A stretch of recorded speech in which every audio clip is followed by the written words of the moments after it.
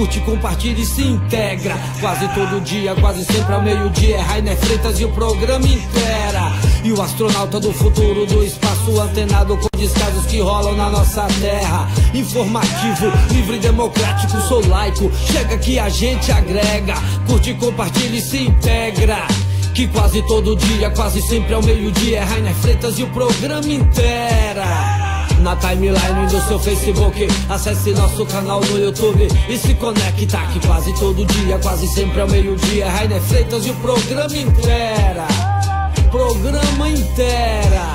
Que quase todo dia, quase sempre ao meio-dia, é Rainer Freitas e o programa Intera. Programa Intera.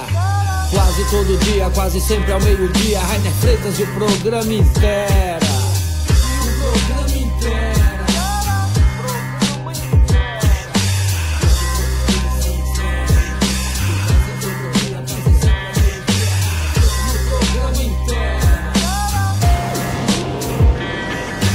Comunicação imparcial que reverbera, na força de expressão que se revela, na interlocução que foge à regra. Curte, compartilha e se integra. Quase todo dia, quase sempre ao meio-dia, é Rainer Freitas e o programa Intera. E o astronauta do futuro do espaço antenado com descasos que rolam na nossa terra. Informativo, livre, democrático, sou laico. Chega que a gente agrega, curte, compartilha e se integra. Que quase todo dia, quase sempre ao meio-dia, é Rainer Freitas e o programa Intera. Na timeline do seu Facebook, acesse nosso canal no YouTube e se conecta. Que quase todo dia, quase sempre ao meio-dia, é Rainer Freitas e o programa Intera. Programa Intera. Que quase todo dia, quase sempre ao meio-dia, é Rainer Freitas e o programa Intera. Programa Intera. Quase todo dia, quase sempre ao meio-dia, Rainer Freitas e o programa Intera. O programa Intera.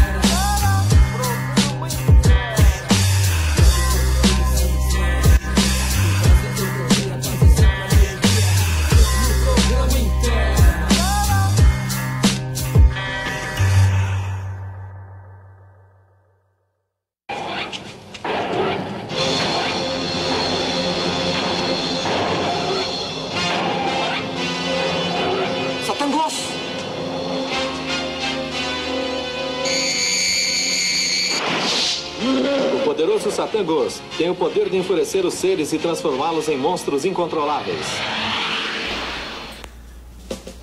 Muitíssimo boa noite, estamos entrando aqui no ar com mais um programa Intera da série Maçonaria para Não Maçons. Agora me ocorreu que eu devia entrar com uma trilha quando a gente faz programa aqui com o Smith sobre ufologia. A gente joga um arquivo X de fundo. A gente vai arrumar uma trilha aqui pra maçonaria também, tá certo? Estamos entrando no ar com o oferecimento de Startnet, internet inteligente. Você assiste seu vídeo, sua série ao programa Intera, por que não? Faz download, videoconferência, pesquisa, manda e-mail, tudo no conforto do celular, com estabilidade, velocidade. Startnet, a internet inteligente. E você entra em contato pelo 7531820000 31820000. É Startnet, a internet inteligente. E somos um oferecimento também do Estúdio Jimbo, onde você mostra toda a qualidade do seu trabalho e faz essa qualidade prevalecer com a melhor gravação, mixagem, masterização. Tem spot, tem vinheta, tem jingle, tudo no melhor estúdio da cidade. E você entra em contato aqui com o Estúdio Jimbo através do 7599-111-1821 991111821, tá certo? Estúdio Jimbo. E hoje eu tenho aqui o prazer de recebê-lo mais uma vez aqui nesse programa. Ele que sempre vem aí iluminando esse programa com a luz do arquiteto. vem fazer aqui o 4º episódio de Maçonaria para Não Maçons no programa Intera. Eu queria uma salva de palmas para Fagner Oliveira.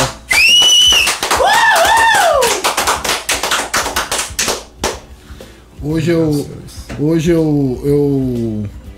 acabei descobrindo mais ou menos que a maçonaria ela é como se fosse um karatê com 33 faixas, corretamente?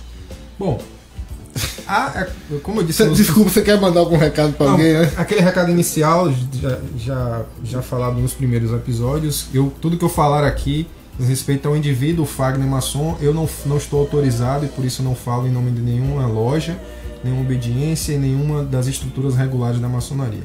O que foi dito aqui é a opinião do indivíduo Fagner maçom, e o indivíduo Fagner maçom pode estar completamente errado. Tá? Bom, como eu já disse, havia dito nos programas anteriores, se você não viu o vasculho na página, que tem, meu querido amigo Rainer, mais uma vez, muito obrigado por me trazer aqui, para a gente tentar jogar mais luz sobre esse tema tão polêmico que é a maçonaria, né? Mas existem escolas, né? Existem não escolas, mas existem modelos didáticos de maçonaria. Assim como qual é o propósito da escola? O propósito da escola é instruir, mas existe um método Montessori, existe o método de Paulo Freire, existe o método tal. A maçonaria existe também... a palmatória, porque não, exatamente.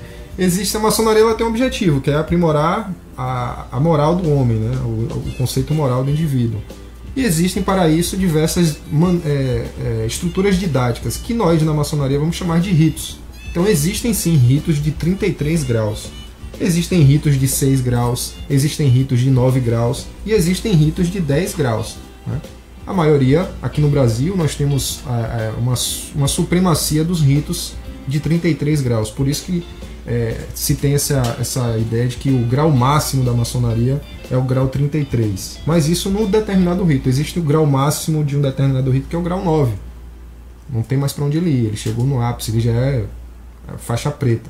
Né? E existem inclusive ritos maçônicos de apenas 3 graus. Né? Enfim. Apenas 3 graus. Eu chego no grau de mestre maçom e não tenho no meu rito, os desenvolvedores desse rito, as pessoas que elaboraram a ritualística no meu rito, disseram, não, aqui tá bom, não precisa mais nada. Outros com 33 ritos. Existe um rito praticado no Brasil, todavia esse rito não é um rito regular. Ok, o regular, quando eu estou dizendo, eu estou falando, é reconhecido pelas lojas regulares, que é o rito de Memphis Mizraim, que tem 99 graus. 99? Eu acho que não chega a 100, porque a 100 graus a temperatura, a ferve, água entra em né? ebulição, e aí, como nós somos quase sempre água, né? quase nossa totalidade é de água, então acho que eles pararam no 99 graus. Mas sim, existe um rito da maçonaria, não é um rito regular, não é um rito praticado pelas obediências regulares do Brasil, mas existe esse rito, ele é praticado no Brasil, e ele tem 99 graus, tá? Mas esse não é o caso. Então o grau 33, ele é o grau máximo dentro daquela escola maçônica, quais sejam o rito escocês antigo e aceito, o rito brasileiro, o rito adoniramita, mas ele não é necessariamente o grau máximo da maçonaria. Posso ser grau 10 e ter um grau máximo da maçonaria do meu rito. Como diria a mota do PT, vamos dar um pulinho na França. É ali que é onde começam as primeiras cruzadas. A gente ficou de bater um papo aqui sobre os Cavaleiros Templários. Queria que você desse primeiro uma breve conceituada para o pessoal, os mais leigos, no que é a Ordem Templária, o que é um Cavaleiro Templário. Então, a gente sabe que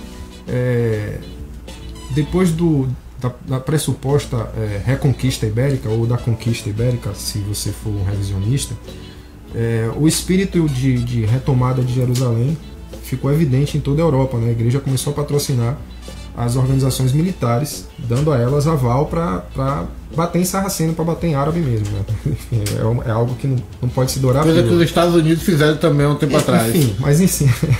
Então Jerusalém era alvo principal das cruzadas, era preciso retomar a Terra Santa. Né? Até então não havia ainda o primeiro cisma da Igreja Católica, né? Existia uma igreja coesa, não existia ainda ortodoxos e católicos apostólicos romanos, era tudo uma igreja só. E um dos papas, se não me engano, Urbano, não vou conseguir lembrar qual Quinto. Urbano V, vai dizer que vai garantir a proteção, né? Os árabes tinham saído até começavam a ser expulsos da Península Ibérica, mas começavam a avançar pelo continente, né? Pelo outro lado, e atacando algumas sedes das igrejas. Então ele começa a organizar alguns grupos militares. Os Cavaleiros Templários, inicialmente, eles não eram chamados de Templários. Como é que começa? Eles eram chamados de quê? Eles eram chamados de pobres Cavaleiros de Cristo. Cavaleiros de Cristo. O cavaleiro, na verdade, era um homem nobre. Tá? É preciso deixar claro que um homem que podia ter uma full plate, um cavalo, um escudeiro e dinheiro suficiente para comprar uma espada e alimentar os dois, não era necessariamente um plebeu na Idade Média, né? Era alguém que dispunha de algum dinheiro. De alguma condição. De alguma condição. Ter um cavalo, uma espada, uma armadura full plate e ainda alimentar o cavalo e o escudeiro era um pouco dispendioso. Isso então, sem contar na casa e no resto, né? sim, Família, sim. o que fosse. Mas basta imaginar que assim, o cara tinha um dinheiro para contratar um ferreiro, para construir uma armadura que com caimento perfeito, caso contrário ele ia machucar, enfim, tudo isso envolvia dinheiro. Então 2 desses nobres, os 2 hugos, como nós costumamos chamar, isso é um dado histórico, eu preciso diferenciar o templário da maçonaria e o templário histórico. O templário histórico é isso, 2 hugos eu nunca consigo falar o nome dele porque é francês, então já ouvi Payne, já ouvi Payenne, já ouvi Panis, depende de quem está falando, né? Mas e o Hugo de Champagne vão até Jerusalém, né? Numa incursão dita comercial ou dita religiosa, vai depender da abordagem. Encontram o rei Balduíno II, fazem uma proposta a ele de fortalecer essa segurança, né? dos peregrinos que saíam da Europa, né? E iam em direção a Jerusalém como penitência, como forma de prova de fé, enfim. Romaria. Era uma romaria imensa de quase 4 anos para você andar tudo aquilo, né? E sujeitos a salteadores, sujeitos a assaltos, enfim, todo tipo de má sorte do caminho. Então eles vão lá propor, nós vamos estabelecer uma rota comercial, uma rota migratória segura. E ele compra a ideia e cede para que eles se hospedem, para que eles hospedem essa nova organização, essa organização dos cavaleiros, dos pobres cavaleiros de Cristo, no lugar que seria o templo do rei Salomão, ou o templo de Zorobabel, uma vez que o templo de Salomão já havia sido destruído, reconstruído por Zorobabel, enfim, do templo de Jerusalém.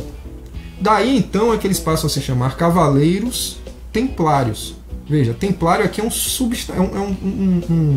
adjetivo, né? É um cavaleiro. Um título. É um título. Templário por quê? Porque eles se reúnem nas ruínas do templo, né? O templo de Salomão, tanto na questão ortodoxa das religiões, quanto nas questões míticas das 3 religiões abraâmicas, quer seja no judaísmo a Cabalá, no cristianismo, o cristianismo primitivo ou o rosacrucianismo, e na religião que vai surgir lá na frente, que seria o islamismo, você tem os sufis, que também é um braço místico, que não segue literalmente o Alcorão, mas segue uma abordagem mais mística com relação a lá. Todos eles colocam o Templo de Salomão como um lugar místico, como algo que fosse guardada, né? O próprio judeu diz aquilo aqui, a casa do Pai, né? O Sanctus Sanctorum era o lugar onde o Santo dos Santos era o lugar onde Deus habitava. O templo foi construído para Deus habitar. Que Deus é esse? O Deus do patriarca, né?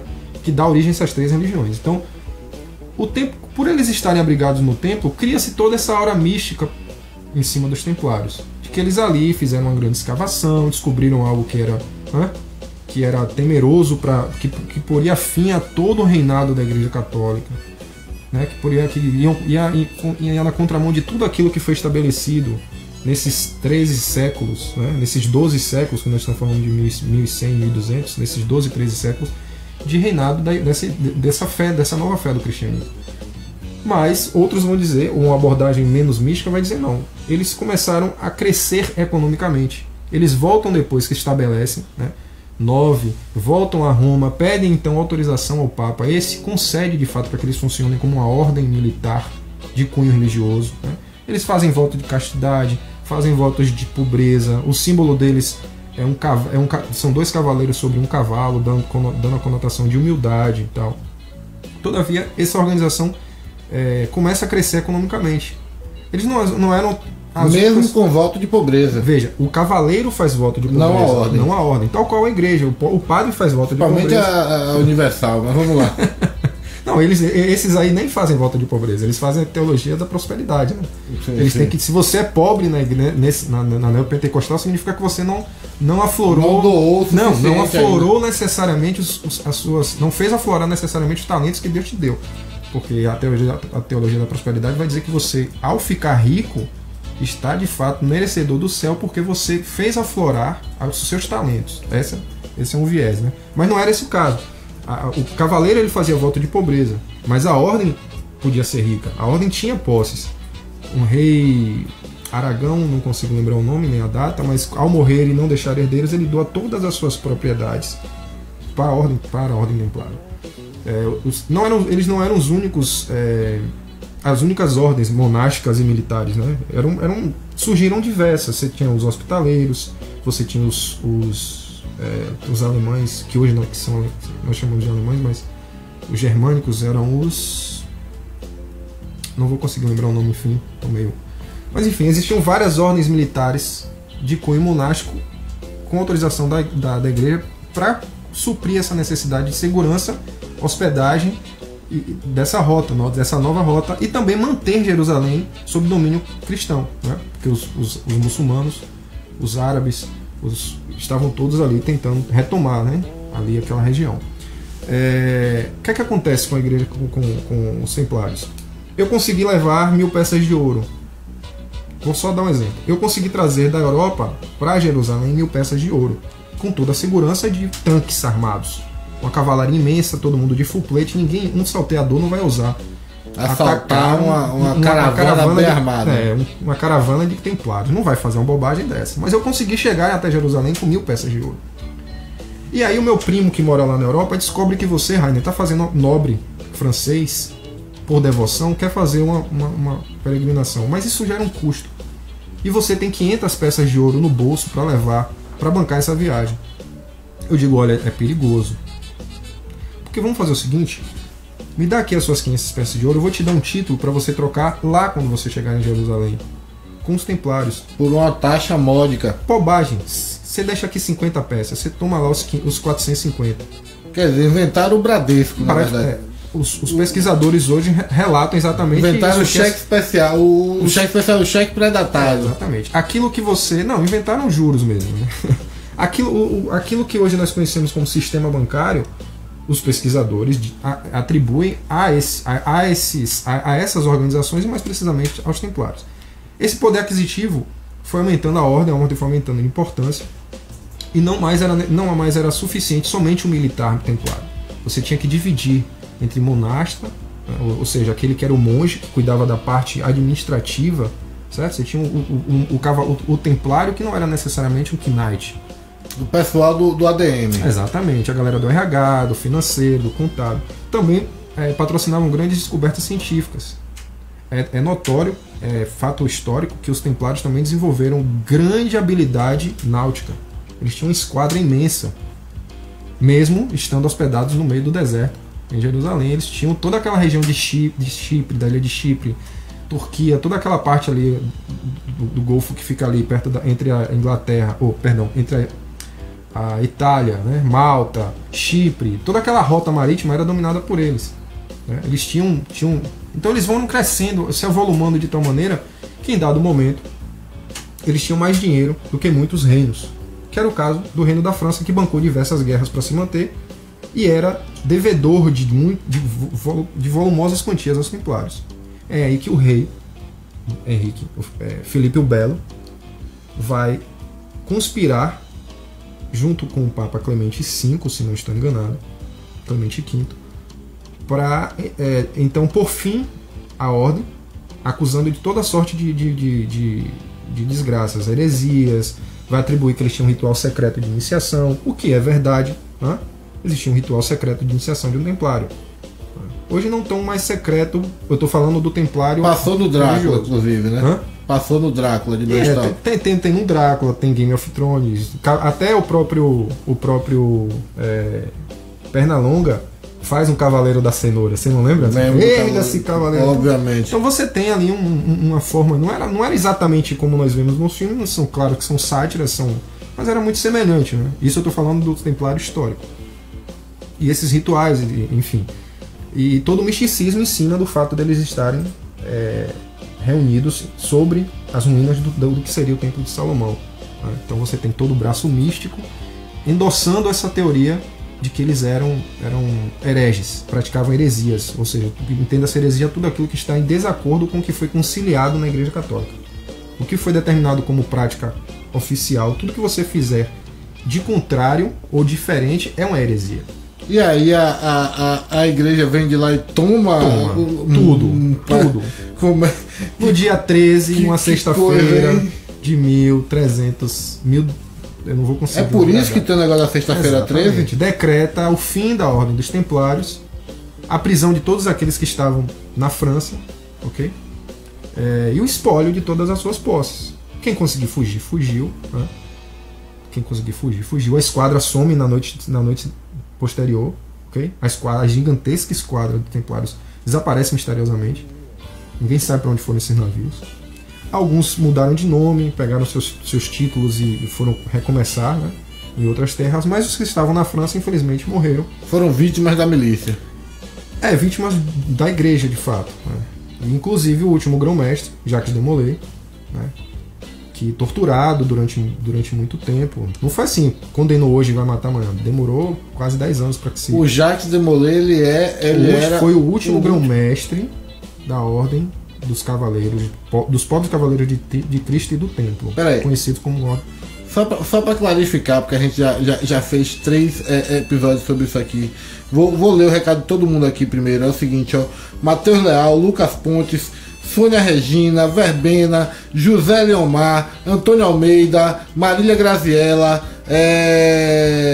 Aslan Araújo, Ramon Reis, o Alan Souza, Gutenberg disse que você ensinou a ele há 25 anos atrás o Fergalet. Depois você vai dizer pra gente o que é o Fergalet. Eu lembro dele. Luciano Rodrigues, nosso Luciano Pitbull, tá assistindo a gente aqui. Thiago Estigarribia, o Júnior do Adão Negro, Bia Magalhães, Jussivan Santos, todo mundo que tá assistindo a gente aí, um abração. Por favor, curte e compartilha essa publicação. Só pra pegar. Que momento, nesse momento da ordem dos Templários, Fagner, já existia, como é que eu vou dizer, já existia o conceito de maçonaria? Então, vamos lá. Maçonaria, como nós conhecemos hoje, essa reunião de pedreiros, lembra que eu falei que maçom é pedreiros, construtores. Essa maçonaria que nós conhecemos hoje, de homens que vão de terno e gravata, para uma loja, um alojamento, um lugar, ela é chamada de maçonaria especulativa, e ela tem um marco histórico ali em 1717, tá? Essa maçonaria especulativa, ou seja, um pedreiro que não trabalha literalmente na pedra, mas faz através de alguma forma ele produz. Através de alegorias e metáforas ele produz alguma coisa. Antes disso, nós tínhamos a maçonaria operativa, que eram de fato os caras que metiam a mão na massa, que detinham conhecimento prático de construção, de alvenaria. Os caras tinham AutoCAD na cabeça, né? Eles faziam cálculos, eles faziam prédios sem cálculo cálculo integral, né? Enfim, eles não conheciam na base do ábaco. Eles não tinham conhecimento da física de Newton, mas eles conseguiam construir a Notre Dame, que caiu outro dia por conta de um incêndio, né? Foi construída por eles. Então, assim, os construtores, sim. Essa é a grande questão. Quando você fala assim, por que tem essa associação direta entre templários históricos e pedreiros históricos, e templários especulativos, que a gente vai chegar lá daqui a pouco, e maçons especulativos, tá? Porque a ordem acabou em 1300, no século XIV, com o decreto de um rei dizendo que a ordem perdeu todo o status, ficou, digamos assim, trabalhando. Quem trabalhou ainda sob a ordem com esse nome, por exemplo, muitos foram para Portugal, porque encontraram em Portugal abrigo. Um tempo anterior, a Península Ibérica ainda em formação, né? Você sabe que ali que nós temos hoje como Espanha e Portugal nem sempre foi um país só, nem sempre foram 2 países, era bem dividido ali no momento da Reconquista ou da Conquista, enfim, a depender da sua abordagem histórica. Você tem ali um condado de Portugal, e é cedido para um barão, um nobre cavaleiro templário, porque ele ajudou em uma batalha para expulsar os árabes daquela região. Os árabes não, os muçulmanos, porque não eram árabes, eles vinham da África, não, muçulmanos, mas não árabes. O que é que acontece? Portugal já tinha uma certa rusga com Roma e não obedecia necessariamente o poder papal, né, diretamente, à risca. Tanto sim que a Inquisição no Brasil foi uma Inquisição meia boca, né, em comparação com o que aconteceu na Europa. Mas o fato é que muitos depois do decreto do fim da ordem, muitos foram se abrigar em Portugal, tá? Aí eles formaram uma nova ordem, a Ordem de Cristo, ok? E se abrigaram numa cidade conhecida como Tomar hoje. Se você for em Tomar... Onde é? Tomar só. Não é o verbo, é uma cidade. Enfim, o fato é que com o fim da Ordem dos Templários, os espólios, né, as dívidas foram perdoadas, naturalmente. Né? Quem devia aos Templários, quando um agiota morre, quem deve ficar feliz. Né? Corretamente. Então, não que os Templários fossem agiotas, não eram juros exorbitantes, eram taxas administrativas para você lhe prestar um serviço de qualidade, segurança para você fazer a sua peregrinação. Né? Existia toda uma questão religiosa, os caras oravam. Não, né? Tinha uma margenzinha de lucro, não é verdade? Não, tinha, mas precisa manter a ordem. Eles tinham terras, eles vendiam trigo, vendiam animais. Precisava se manter. A ordem era uma das maiores ordens militares da Europa. Né? Tipo, eles começaram com 9 homens e tinham 9 barões e ajudaram a vencer diversas batalhas. Então, assim, a igreja precisava desse apoio militar, os reis precisavam dessa segurança, né? Os reis que estavam ali em associação com a Igreja Romana, né, da Europa continental, precisavam desse tipo de suporte, porque retomar Jerusalém era digamos assim, era o ir à lua daquela época. Retomar Jerusalém estava para aquela época como um homem chegar à lua, entende? Era o maior feito da humanidade cristã era retomar Jerusalém. Então qualquer esforço era válido para fazer isso. E era a terra do Senhor, era onde o Deus estava, né? Enfim. Então, eles tinham também um dever religioso. Existia uma ordem, além da ordem militar, existia a ordem monástica, né? Eles eram monges armados. Eles tinham formas de culto. Era permitido a eles, inclusive, construir capelas sem a necessidade já com autorização prévia do Papa. Né? Eles poderiam construir sua própria capela e ali ser enterrados onde eles quisessem, mesmo em terras não cristãs. Entende? Uhum. Então eles gozavam de alguns privilégios frente a outras ordens, e que isso de alguma forma incomodou, sobretudo aqueles que eles deviam, ou aqueles que eles tinham crédito, e enfim, tem toda uma história, toda uma trama para que no dia 13, enfim, na sexta-feira 13, fosse decretada a culpa, e aí Jacques de Molay foi como o último grão-mestre, resistiu bravamente a todo tipo de tortura que você possa imaginar, e no adro... Até escutar Raça Negra, Scorpions, essas paradas. Ahá, né? Exatamente. Enfim... Jacques de Molay, resistindo a todas essas torturas, não revela a identidade nem a localização daqueles que conseguiram sobreviver. E no adro de Notre Dame, ele é queimado junto com Godofredo, um outro templário que também recusou. Mas Jacques de Molay é emblemático por conta da manutenção desse segredo. Né? Pera aí um pouquinho, ó.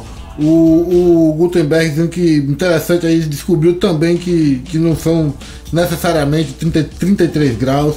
Renato Cajal está assistindo a gente. O Francio Pimentel também está assistindo a gente. O pessoal mandou aqui uns recados. Espera aí que eu já pego todo mundo aqui. O Aislan disse que lê muito, mas muito mesmo sobre maçonaria, tem imensa vontade de fazer parte de uma delas, mas infelizmente até hoje não conseguiu. O que eu faço, Fagner, para ser aceito numa loja maçônica? Ramon Reis dizendo que é um dos caras mais inteligentes que ele conhece, amigo Fagner Oliveira.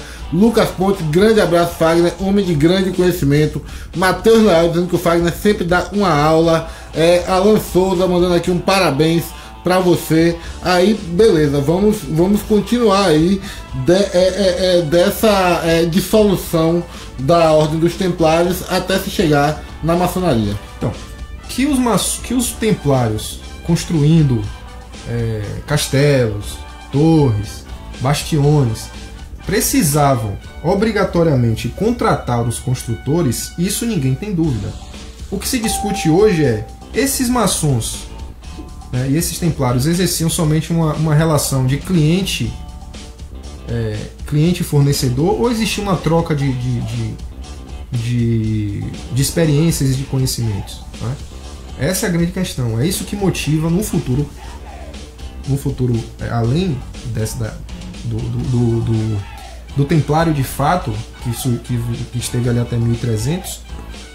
O que é que leva de 400 anos até 1717, quando a maçonaria especulativa domina a maçonaria operativa?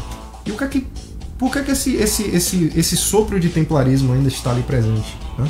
O que é que liga maçons especulativos a templários especulativos? Porque hoje existem cavaleiros templários. Eu tenho alguns amigos e irmãos, na verdade eu tenho muitos irmãos que são cavaleiros templários, foram consagrados cavaleiros templários porque iniciaram na maçonaria. tá? Eles são cavaleiros templários, mas eles não são cavaleiros templários da mesma forma que eu não sou um pedreiro. Eu sou um maçom especulativo. E eles são cavaleiros templários especulativos.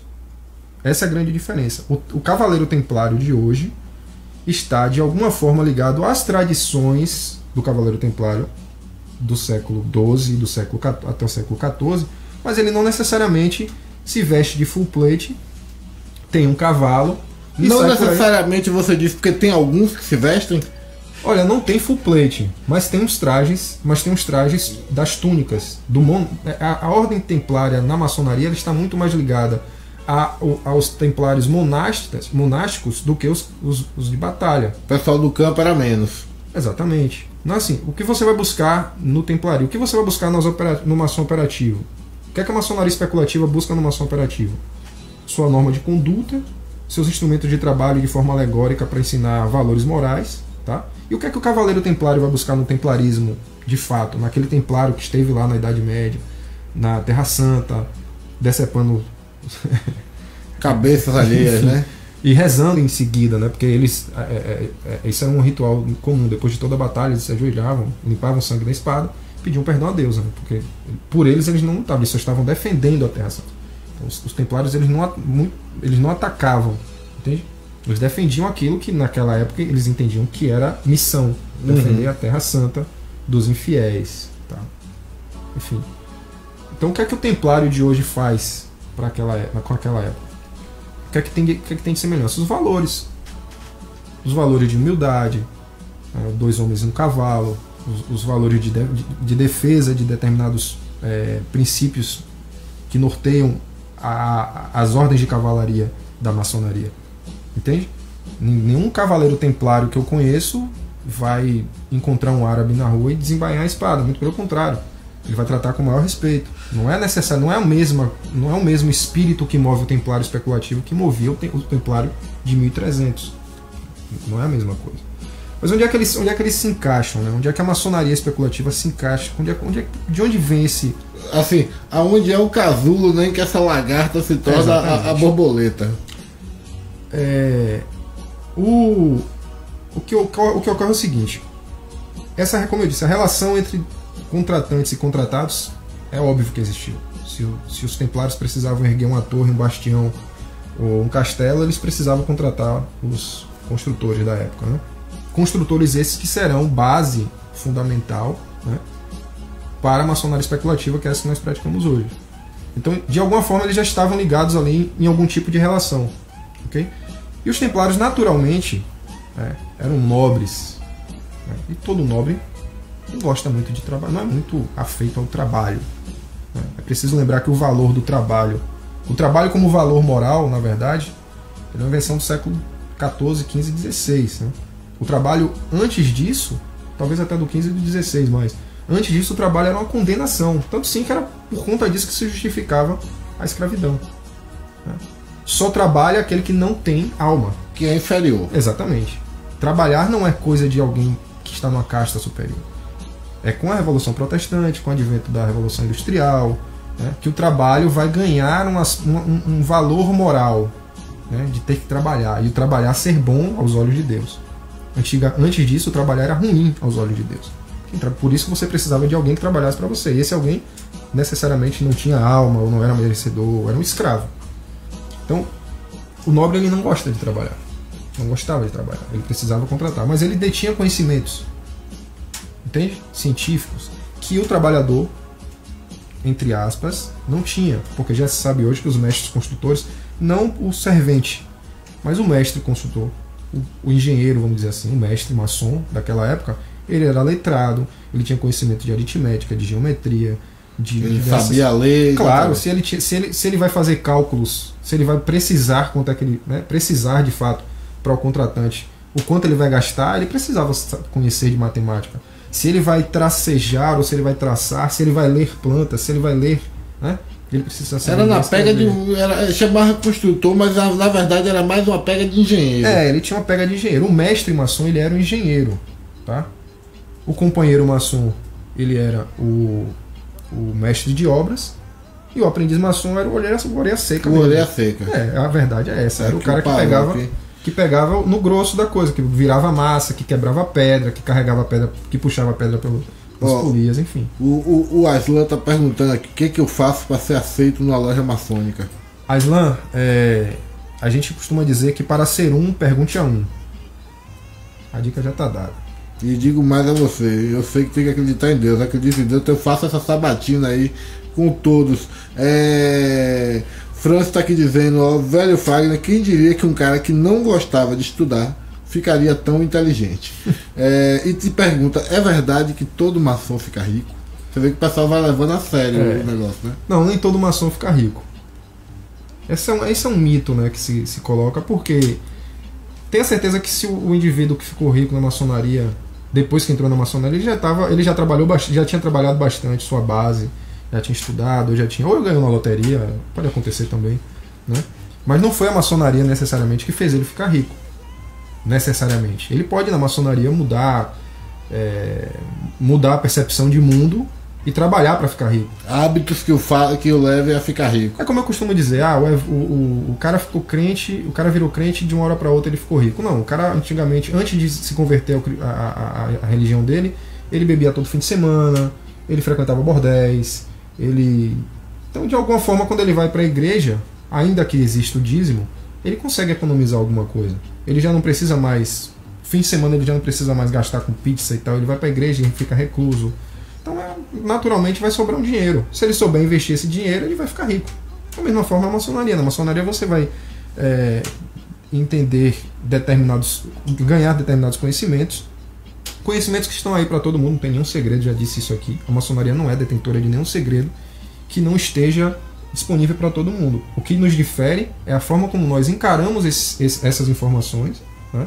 O que nos difere é a forma como nós interpretamos essas informações, a forma como nós estudamos essas informações. Talvez esse seja o grande segredo da maçonaria. A forma como a gente encara uma nova informação. Como é que eu encaro a informação? Eu encaro a informação como um maçom. E como é que o maçom encara? Aí você precisa ser iniciado. Agora, por que abriram mão do voto de pobreza? Essa parte aí foi... Mas veja bem, o cavaleiro templário histórico tinha voto de pobreza. Muito embora alguns ritos maçônicos, como eu disse no começo no nosso programa, que eu já chamo de nosso porque eu já estou me sentindo da casa. Pode ficar à vontade. Davidson Ricardo, inclusive, colocou aqui que eu já devia estar fazendo ele quando fez algum comentário no Instagram, depois você dá uma olhada aí. O cavaleiro templário de hoje, né, eu me perdi. Você me perguntava sobre o voto de pobreza. Exatamente. Então, o cavaleiro, o templário histórico, ele fez um voto de pobreza. E muito embora alguns ritos maçônicos busquem busquem uma aproximação, como é que eu posso colocar assim, direta das ordens templárias, das ordens de cavalaria com esses templários, existem ritos que buscam de fato uma ordem direta, entende? De que eles são de fato 400 anos permaneceram em silêncio até que em 1700 isso se aflorou. Fagner, tenho uma certa resistência a acreditar nisso. Tudo em maçonaria é muito lendário, tudo em maçonaria é muito místico, tudo em maçonaria tem caráter lendário mesmo. Não tem a necessidade de ter prova cabal, sabe? Não tem a necessidade de você ter uma prova científica. Todavia, a maçonaria hoje ela caminha por esse viés científico, de buscar em fontes primárias, de analisar se isso é verdade científica ou se não passa de mito. Não é exatamente uma terra plana. Não é necessariamente uma terra plana. Veja bem, quando eu digo que o cavaleiro como é que surge essa história, né? Existe um indivíduo chamado André Ramsay. Esse indivíduo sai da Escócia, vai até a França, já maçom, só que na Inglaterra, enquanto maçom, ele só podia praticar 3 graus, porque existia uma determinação de uma determinada organização maçônica dizendo que a maçonaria só possui 3 graus. E ele, muito inventivo, vai até a França e profere um discurso, conhecido como discurso de Ramsay, em que é a primeira citação histórica, veja, aqui eu estou indo pelo viés histórico, tá? Não é o viés da especulação, dos ensaios. Primeiro registro que você tem de associação entre os Cavaleiros Templários serem detentores dos segredos da maçonaria é no discurso de Ramsay. E é a partir daí que os graus de cavalaria vão ser trabalhados. Antes disso, não há registros, pelo menos eu não os conheço. Se eu estou errado, meus irmãos mais esclarecidos, por favor, me corrijam, faço questão disso. Mas até aí, até onde eu estudei, não há nenhum tipo de registro prévio de que maçons e templários trabalharam juntos, que as lojas maçônicas esconderam os cavaleiros templários que fugiram. Pode ser verdade? Pode. É possível que isso seja verdade? É possível. Mas não há registro histórico. E é nessa falta de registro histórico que alguns ritos se basearam. Olha, depois de 1300, quando a ordem foi extinta, não por questões financeiras e políticas, mas sim porque os templários haviam descoberto o Santo Graal, a verdade sobre Cristo, e verdades essas que poderiam pôr fim à igreja. E por isso que um Papa precisou dar fim à ordem. Você entende? Tem todo um quê de teoria da conspiração. Entende? E por conta disso, essa ordem precisou ser extinta. E eles foram perseguidos, encontraram abrigo nos alojamentos maçônicos, que já tinham uma tradição de guarda de segredo, de confiabilidade de segredos. Entende? Os maçons, é preciso dizer que os maçons operativos, nessa época, como eu já expliquei, já possuíam, dentro das suas corporações, votos de guarda de segredo, voto de manutenção de segredo. O que é esse segredo? O segredo é o segredo que hoje nós temos como a patente. Se eu, como operador, se eu, como operário, descubro como construir, fazer um arco ogival, ou sei lá, uma técnica de construção, eu preciso guardá-la no meu coração. Ninguém me garante que, se eu falar para você, você não vai abrir uma outra loja, um outro alojamento, uma outra corporação e copiar a minha corretamente técnica. Então, o maçom operativo já possuía no seu ofício o dever de guardar o conhecimento. Tanto sim que esse afunilamento, essas peneiras que nós fazemos com os candidatos, é herança direta desse processo. O maçom operativo não contratava a esmo. Por quê? Eu preciso primeiro ter provas de que você é merecedor desse conhecimento, e depois eu preciso ter certeza de que tudo que eu te revelar, e entenda revelar como as técnicas de construção, como é que um alicerce vai sustentar as pedras, eu preciso ter a certeza que você não vai fugir e contar para meu abrir uma concorrência. Entende? Então essa manutenção de segredo vai dizer, não, os templários foram se abrigar nas corporações dos construtores e passaram 400 anos transmitindo essas informações. Então os maçons são os herdeiros diretos dos segredos do Graal. Tem muitos maçons que são mágicos. Existe mágico mata para proteger segredo, mágico é brutal. Então, o que é nesse sentido de mágico, mágico é coisa do capeta. Nesse sentido de mágico, prestidigitador, ilusionista, não.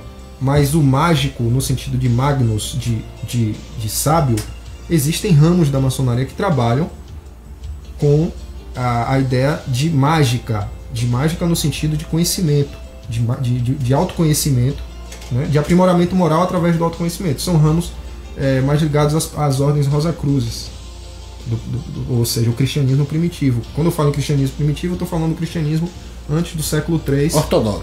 Não, nem ortodoxo, porque o ortodoxo ele também é posterior a Constantino. Eu estou falando do cristianismo antes de Constantino decretá-lo como religião oficial de Roma. Estou falando do cristianismo ainda das cartas de Paulo. Estou falando das comunidades cristãs espalhadas pelo mundo ali, antes de uma unificação, né? Porque você sabe que na unificação, depois veio o Concílio de Nicéia, vários evangelhos não passaram na linha editorial, né? Não passaram ali na linha editorial, precisava ter uma linha editorial, o que não desmistifica, que não descredibiliza em nada a religião cristã, mas que existiam outras abordagens e outras visões sobre a mensagem de Cristo, sim. Não descredibiliza em nada, mais ou menos. A gente traz esse tema para outro dia, mas há controvérsia, sim senhor, desse negócio aí. França está aqui perguntando se é verdade. Ele devia ter assistido Maçonaria para Nomações 1 e 2, hein? Exatamente, mas é verdade que ainda existe uma linha de maçons que são os Illuminatis, que dominam por forma financeira as grandes decisões das economias mundiais para continuar lucrando e dominando os países subdesenvolvidos. Illuminati é um termo que eventualmente surgiu na história da humanidade. Grupos que se diziam iluminados. Illuminati quer dizer iluminados, do plural. Corretamente. Então, assim, existiu sim um grupo de maçons que se autodenominou Illuminatis. Tá? Mas eles não foram os únicos. E não são esses que dominam. Se existem pessoas que comandam a cúpula financeira do mundo, é algo que se possa imaginar. Se alguns desses indivíduos fazem parte de alguma loja maçônica, é possível. Mas é impossível você dizer que é a maçonaria que proporciona essa reunião. Só no Brasil nós temos 3 obediências. Quando eu falo obediência, eu falo de corpos que comandam a maçonaria. Nós estamos, para todos os efeitos, existem 3 obediências maçônicas. Lembra, eu vou fazer uma analogia simples aqui. CBF e Clube dos 13. Eram 2 instituições que em algum momento da história do futebol brasileiro comandavam o futebol brasileiro de forma separada. Eram 11 de cada lado, as dimensões do campo eram as mesmas, as regras eram as mesmas, mas eram jogos de futebol comandados pelo Clube dos 13 e jogos de futebol comandado pela CBF. Não é isso? A mesma coisa. No Brasil nós temos, além do Clube dos 13, da CBF, nós temos uma terceira organização. É maçonaria, obedecem às mesmas regras, mas cada uma funciona independente da outra. Então, se você imagina que só no Brasil nós temos 3, imagine em todo o mundo. E o quão difícil deve ser tentar trazer uma agenda única para esse grupo. Eu fiquei imaginando, imagina como é a maçonaria da Austrália, porque a Austrália é um país meio zoado, né? Fagner, me fala aqui, eu vou chamar aqui primeiro os intervalos, tá certo? O Obi-Wan Kenobi, você vai trazer o intervalo comercial e a gente volta aqui, finalizando essa entrevista. Obi-Wan, por favor, vamos faturar esse programa. StartNet, internet inteligente, velocidade e estabilidade no conforto do celular. A internet das pessoas inteligentes. Telefone 75-3182-0000.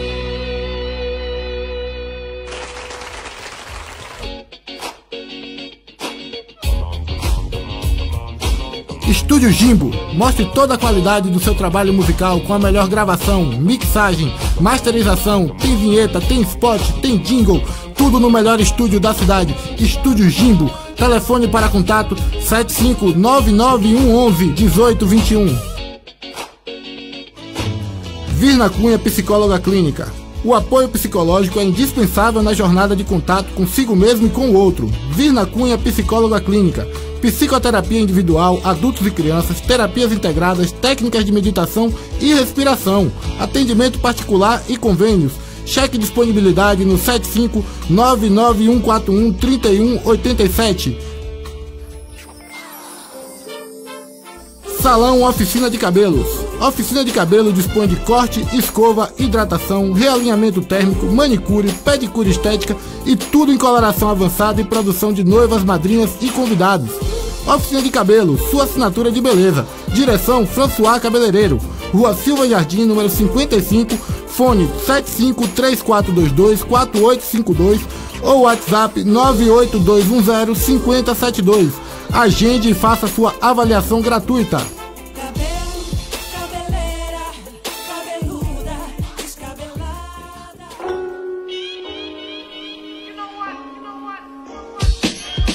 Reminarte, a propaganda ideal para o seu negócio com o preço ideal para o seu bolso.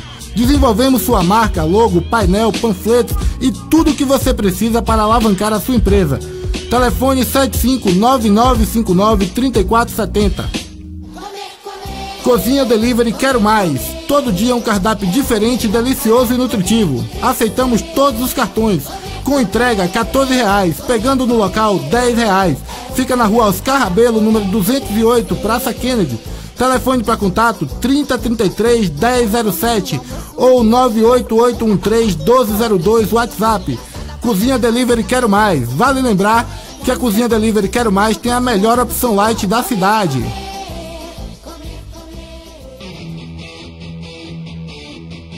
Planeta Pet. Não deixe seu melhor amigo em qualquer lugar. Vá para Planeta Pet, onde você encontra tudo o que o seu animal de estimação precisa. Atendimento clínico para cães e gatos, além de contar com serviço de pet shop e centro cirúrgico. Endereço Rua Louisiana, número 141, próximo ao Colégio Star. Telefone 75 3181 4272.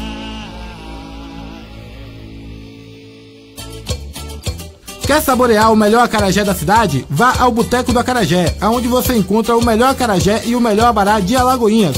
De segunda a sábado, das 17 às 22 horas, no início da Santa Terezinha, em frente ao Jovem Posto, na rua Barão de Cotegipe. A Jurriete e o Ricardo já estão te esperando.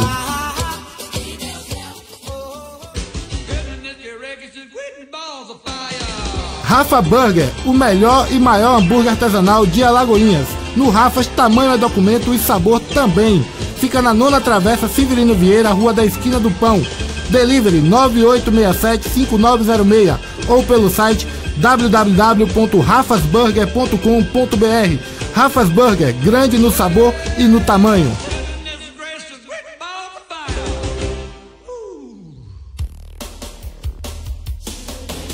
Agrodog, tudo pro seu animal. Rações, medicamentos, farelo, milho e produtos para piscina você encontra na Agrodog.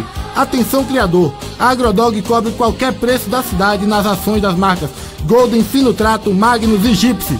Endereço é Rua Conselheiro Dantas, número 170, após a Praça Kennedy. Telefone é o 75 3183 0519.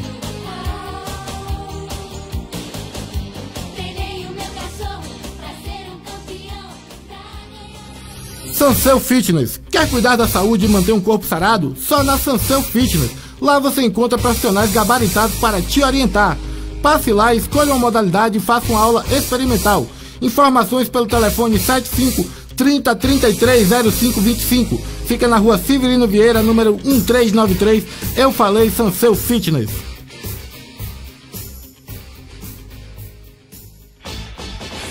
Reality Lan House Conveniência, sua imaginação realizada. Lá você encontra artigos e serviços relacionados à informática, internet, eletrônicos, digitação, impressão, loja de conveniência e também tabacaria. Fica na Rua 7 de Setembro, número 79 e funciona de domingo a domingo, das 8 às 22 horas. Telefone para contato é o 75 9971 7669 e o delivery é o 9967 7851. Reality Lan House Conveniência, sua imaginação realizada. Nova pizzaria nasce em Alagoinhas, artesanal, dedicada a atender quem busca uma pizza saborosa e um serviço de qualidade. Para saber mais, acesse o Instagram Pede Pizza Alagoinhas ou ligue para 998 25 1454.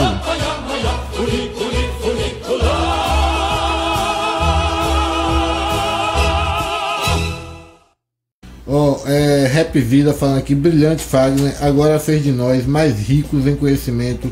Cristiano Souza lamentando que chegou tarde. Jorge Amorim tá aqui assistindo a gente também. Dalila Lima, Van Araújo, Joane Cyber, todo mundo tá assistindo a gente. Um abração, ó. Natalice Barbosa. Fagner, você queria falar sobre a diferença que tem entre os graus de templarismo, digamos assim, né? É como eu disse no começo do programa, alguns ritos maçônicos têm 10 graus, outros têm 33, outros têm apenas 3, outros têm 9, mas quase todos eles, com exceção desses que têm apenas 3, excluindo esses que só têm 3, quase todos eles vão ter algum nível de templarismo na sua estrutura de graus. Os graus que necessariamente têm 33 graus, os ritos que têm 33 graus, geralmente eles fazem toda a história do templarismo de forma gradativa, tá? Um grau tal você vai entender um pouco da história, no outro grau você vai entender um pouco mais da história, vai contando narrativas da história dos cavaleiros templários. Ou seja, você tem alguns cavaleiros disso, cavaleiro daquilo, cavaleiro daquilo outro. No rito de York, que é o rito que eu pratico, você tem o grau de cavaleiro templário como um grau exclusivo. Na verdade, você tem os 3 últimos graus do rito de York são separados da maçonaria, porque eles são ordens de cavalaria. Tá? Você tem uma ordem de cavalaria iniciática, uma segunda ordem de cavalaria, e coroa fecha a sua graduação com um grau de cavaleiro templário. Tá? Volto a dizer, esse cavaleiro templário ele só tem ele faz alusão aos valores defendidos pelos cavaleiros templários originários, fato histórico. eles, muito embora muitos pesquisadores e os ritualistas vão tentar de toda forma traçar uma genealogia entre essa tradição e os Cavaleiros Templários, para mim, como indivíduo Fagner, não é muito claro. E isso, para mim, não desvaloriza em absolutamente nada. Entende o que eu quero dizer? O fato de não ter um link, né, porque é preciso lembrar da seguinte forma. Vamos lá. A maçonaria como ofício, ela buscou ser regularizada perante os reis. Regularizada através de estatutos. E nós estamos falando da Idade Média. Antiguidade é posto. Genealogia é posto. Quando eu via dizer do nascimento do ofício da maçonaria, você pega os old charges, as antigas obrigações, os antigos estatutos do ofício de maçom, e não estou falando da maçonaria especulativa essa, estou falando do ofício mesmo. Eles estão sempre ligando a personagens históricos da nebulosa, sabe, história, tipo Euclides, que foi um filósofo matemático, ou os grandes homens da Bíblia, entende? A maçonaria é herdeira desses grandes homens. Esses grandes homens já praticavam essa ciência e que foi transmitida. Então, imagina se uma nobre arte. Eu quero dar um título de nobre, eu não posso dizer que ela nasceu ontem. Claro. Eu preciso buscar uma genealogia, Referência. preciso buscar uma referência, eu preciso referenciar o meu ofício em algo antigo, para dizer que ela está presente no mundo desde que o mundo é mundo. Você não está inventando Eu não estou aquilo ali inventando agora. nada, exatamente. E nós somos herdeiros desses grandes homens sábios que o mundo produziu, como no caso Euclides, como no caso outros personagens bíblicos, entende? Isso era o que estava nas old charges.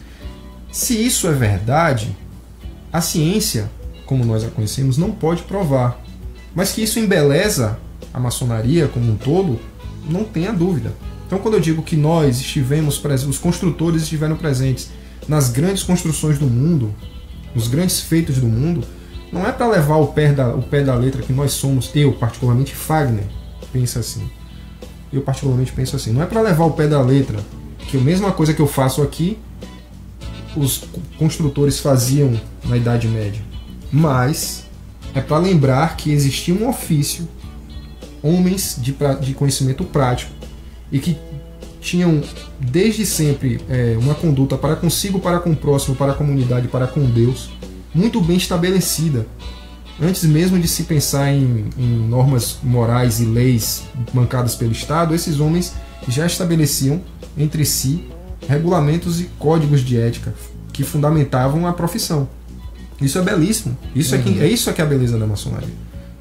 Da mesma forma que os templários de hoje, os cavaleiros templários de hoje, vão buscar a sua legitimidade também fazendo evocações a esses templários que lutaram, né, que defenderam Jerusalém, né, a cristandade desses templários. É preciso entender que o cavaleiro templário, ele é um defensor da cristandade. Você fala que o cavaleiro templário ele é um defensor da cristandade. O perdão, ele é bíblico, corretamente? Sim. Se o Cabo Daciolo pedisse para entrar na maçonaria, vocês deixariam? Vou dizer a você, Daciolo, até onde eu tenho conhecimento, é um homem Íntegro. Não pesa contra ele nenhum tipo de acusação, nenhum tipo de penalidade. Nada que o desabone. Nada que o desabone. Aquele personagem, a gente precisa entender que ele é um personagem, né? Eu duvido muito que ele seja integralmente o tempo todo aquilo ali. Glória a Deus. E se for, que massa pra quem vive do lado dele, porque deve ser divertidíssimo conviver com ele. Não existe nós deixarmos. Veja, quando eu bati a porta de uma loja maçônica e pedi para dela fazer parte, foi a loja maçônica, foi aquela loja que decidiu em assembleia se eu poderia ou não. Não há, é como eu estou dizendo, maçonaria não tem agenda única. Quando eu peço para ser maçom em uma loja, a loja goza de uma relativa independência e soberania, inclusive. A loja ela é soberana, ela obedece preceitos hierárquicos que vêm de organizações superiores, mas ela goza de uma certa soberania. Então, A loja pode aceitar Cabo Daciolo perfeitamente. E eu não posso, eu, aqui de Alagoinha, dizer não. Ô Fagner, da última vez lhe perguntei sobre o caso Stanley Kubrick, certo? Esses dias já fiquei assustado que prenderam a Chloe do Smallville, traficando gente e fazia parte de uma seita bizarra sexual. E hoje, por último, aquilo foi no mínimo engraçado. Hoje, quando eu divulguei a entrevista, me vem uma figura representante de alguma vertente maçônica, enfim, alguém falando em nome da maçonaria e me perguntando o que esse cara quer, espalhando os segredos da maçonaria e coisa e tal. E eu tentei contextualizar, dizer que era um negócio mais de elucidar os mitos em torno dos mal entendidos e tal, os equívocos. Mas o cara não ficou meio bravo e coisa e tal. E aí eu lhe pergunto, você tem certeza que não vão me matar como fizeram com o Stanley Kubrick? Antes de te matar, morro eu, se for o caso. Se você morrer, eu caio fora e se eu morrer em circunstâncias suspeitas, pode arrumar mala. Mas enfim, eu quero dizer para esse irmão que foi te procurar que eu fiz um juramento, meu irmão, assim como você fez. Eu tenho todo o cuidado de preservar os verdadeiros segredos da maçonaria. Pode ficar tranquilo, meu irmão, que da minha boca eu sou um homem íntegro, um maçom, tá? Não vai sair nenhum segredo da maçonaria. Tudo que eu falar aqui diante dessas câmeras não é considerado segredo da maçonaria. Eu vou relembrar ao irmão, se você estiver me assistindo, que o que nós constituímos como segredo em maçonaria são sinais, toques e palavras que nos fazem reconhecer entre si. E isso, meu irmão, pode ter completa certeza que esse maçom aqui jamais revelará a ninguém, ou a não ser que seja um irmão com tão justos direitos quanto os meus, ou no seio de uma loja de maçons livres e aceitos, mediante devida prova e estrito exame. Tá bom, meu irmão? Fique em paz. A Aslan quer um contato seu pra conversar, né? A Aslan tá... Mas você sabe onde me achar. Você sabe como me encontrar. Você viu que isso aqui foi tretas de maçonaria, hein? Que mais? Assim, ó. Amanhã temos Levi Campos aqui no programa Intera. Foi campeão nacional de jiu-jitsu, faixa marrom, master alguma coisa, enfim. Mas vamos pesado, exatamente. E vamos aqui conhecer um pouco sobre esse cara aí que levou o nome da cidade ao lugar mais alto do jiu-jitsu. Se não for outro Levi, eu conheço esse Levi. O Levi, que é policial, exatamente. Parabéns, Levi. Exatamente. Aplicado. Campeão brasileiro, vem aqui amanhã falar sobre essa luta, não a luta somente do título, mas a luta de fazer jiu-jitsu hoje, lutar campeonato. Eu tentei e não consegui. Eu tiro o chapéu para quem consegue. Olha só, correr campeonato de jiu-jitsu. O Araújo tá dizendo que tá no Piauí hoje, cara. Então, pelo menos em relação ao voto de pobreza já vai ficar mais fácil. Mas então, ó, Fagner quer se despedir antes que a gente seja preso, alguma coisa assim? Bom, eu gostaria mais uma vez de agradecer a oportunidade de estar aqui, revelando os segredos da maçonaria. Mas enfim, sarcasmo à parte, eu gostaria de agradecer a oportunidade, Rainer. Sempre que o convite for feito, eu estarei aqui de prontidão. Acho que esclarecer e, digamos assim, desobscurecer a imagem da maçonaria frente à sociedade não maçônica é um dever de todo maçom bem instruído, tá? É preciso que a sociedade pare de nos encarar como pessoas místicas, diabólicas, satânicas e que fazem todo tipo de ritual herege. Meu papel aqui é fazer isso, é de alguma forma tentar desmistificar essa maçonaria para que a gente possa ser enxergado como nós devidamente somos, homens livres e de bons costumes, tá? Meu papel aqui é fazer minha função aqui é fazer esse papel. O convite feito, estarei aqui. A não ser que o venerável mestre da minha loja me faça algum tipo de sanção, ou que o grão-mestre da obediência que eu participo venha dizer: Fagner, você está falando bobagens, por favor pare de fazê-lo. Coisa que eu acredito que não. Eu, graças a Deus, Rainer, graças a muito esforço, eu alcancei um determinado patamar na maçonaria que me dá o direito de fazer o que eu faço hoje. Não estou, volto a dizer, quebrando nenhum tipo de juramento e nem revelando nenhum segredo da maçonaria. Não faria isso. Não sou Samuel Pritchard, não sou nenhum desses que fizeram revelações. Nem Stanley Kubrick, né? Muito menos também. Não sou Dan Brown, né? Porque segredos da maçonaria, esses caras revelam. Segredo da maçonaria até a Super Interessante revela. Né? Cristiane Corrêa tá aqui também assistindo a gente, Nelson Buranelli, Nailton Silva, Tranquilidade. Última pergunta, a gente já falou aqui várias vezes em relação. Várias vezes não, foram 3 episódios, mas assim, a gente já falou um pouco sobre a questão das mulheres na maçonaria. E a minha noiva ficou bem interessada. Ela perguntou com quem que ela fala, onde é que ela vai pra virar maçonete. A gente chama de maçona ou maçã. Não é maçonete, que chato, hein? Não, enfim. A gente. Você pode levar a sugestão nossa aqui do programa inteiro pra botar maçonete. Que existem ordens maçônicas, existem lojas maçônicas compostas mistas e existem lojas maçônicas compostas apenas por mulheres. Tá? Essas lojas, elas não. Existem os chamados princípios de irregularidade, que é iniciar somente homens.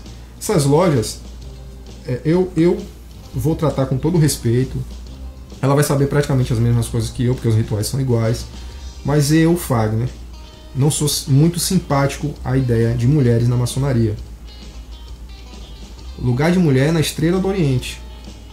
Uma ordem constituída, com ritualística, com os mesmos princípios da maçonaria, porém voltada apenas às mulheres. Quando os rituais da maçonaria foram criados, foram desenvolvidos, eles foram desenvolvidos dentro de uma corporação de ofício. Lá no século XII, XIII, né? E não era muito comum existirem mulheres no ofício de construtor. Então, o que é que ocorre? Todo o texto da cerimônia maçônica, todas as funções de oficiais de uma loja maçônica, toda a cerimônia, ela é escrita para um homem. De um homem para um homem. Mas Fagner, veja bem, existe uma outra ordem para suprir essa necessidade, criada no século XVIII, XIX, não estou enganado. Por conta dessa demanda da mulher, né, deixar de ser somente a dona de casa, de participar ativamente da vida social, de ser um ser social, ativamente social, os americanos fizeram, precisamos criar alguma coisa para que essas mulheres possam aprender tal qual nós aprendemos e participem da sociedade tal qual nós participamos. Mas não pode ser esse ritual. Então desenvolveu-se um ritual, Estrela do Oriente, Eastern Star. Aí me surge uma dúvida. Ô Bill, tem umas 3 minutos aqui nesse programa? Beleza. Pode ser boiola, Fagner? Veja bem, assim como a maçonaria não admite como é que eu posso dizer assim, o devasso, o cara que anda sem camisa, soltando piadinhas para mulheres, ou que fica com seus, sabe, o devasso, o cara sem camisa, com um copo de cerveja. Não há de se buscar o homossexual devasso, tá? Porém, isso é um tabu gigantesco ainda aqui no Brasil. Nós somos um país conservador. Verdade dura de engolir, mas nós somos um país conservador. Nos Estados Unidos, todavia, as grandes lojas não fazem mais nenhum tipo de acepção quanto à orientação sexual do indivíduo, desde que ele seja um indivíduo discreto na sua prática sexual. Se ele for um homem discreto, a sua homossexualidade não é encarada como algo amoral ou imoral. Entende? No Brasil isso ainda é um termo as pessoas ainda engatinham muito. Esse discurso ainda é engatinhado porque nós temos vários tabus a serem destruídos, né? Mas o site do Supremo Conselho do Grau 33 do Rito Escocês Antigo e Aceito nos Estados Unidos, da jurisdição sul, está bem claro na página. Não fazemos distinção entre raça ou cor, que eles não usam raça, eles usam cor da pele, religião ou orientação sexual. Então, subentende-se que se o indivíduo for homossexual e quiser ser maçom, basta que ele tenha uma conduta social minimamente respeitável. Muito bem, obrigado mais uma vez, Fagner. Eu que agradeço o convite mais uma vez, Rainer Freitas e toda a sua equipe, Albion Aquinobi, operador de som. É isso aí, ó, é o seguinte, ó. Que dia, meu Deus? Hoje é 24, 25, 26. 27, 28 agora, né? Que dia é Sunday Rock, velho? Pra não falar besteira aqui, Lucas. Domingo, né? Já é domingo agora? Sunday Rock. Não, mas é nesse domingo ou é daqui a alguns domingos? Bom, vai ter um domingo desse aí, velho. Eu queria fazer uma graça, mas os caras não ajudam. Então é o seguinte, ó, fiquem com Deus, qual Deus, o Deus que vocês acreditarem. Cuidem da vida de vocês, deixando a vida da gente aqui em paz. E guardem a opinião de vocês, principalmente pra vocês. Ah, eu queria deixar avisado o seguinte: sexta-feira não tem programa inteiro, eu tô de folga. Então, pra vocês não pensarem que a maçonaria me matou, não tem programa inteiro. Então é isso aí, até amanhã e depois só até segunda. Tchauzinho.